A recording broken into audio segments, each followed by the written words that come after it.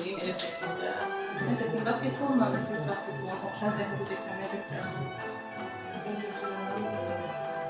Səbətin ölçülərini Amma səbəbə diqqət edirsiniz ki, meydanda bir dənə səbəb var, iki səbəb yox.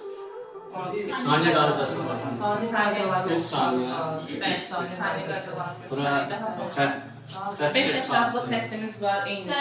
6.75-lik cərimə atışı eynidir. Uğurlu cərimə atışına 1 xal verir, cərimə atışı da eynidir. Yəni onların hamısını qeyd edə bilərik. Yaxşı, fərqli cəhət desəm, fərqli cəhət olaraq nəyə götürərsiniz? Fərqli komandanın yəni iştirakı. Oyunçunun poliqi yoxdur, ilk öncə bunu götürərsən. Meydançalar oyuncuların sayıdır. bir səbəblə oynanılır. Oyuncu sayı. Oxşar cəhət bilə bilirsiniz nədir? Oyuncu dəyişikliyindən məhdudiyyət yoxdur. Oxşar cəhət nədir? Hər ikisində ehtiyat oyuncusu gəlməsi olar. Əsas odur ki, əsas oyuncu olsun. Oxşar cəhətimiz bir də nədir? Hər ikisində əsas oyuncumuz nədirsə, elə həmin o əsas oyuncunun da oyuna başlayır.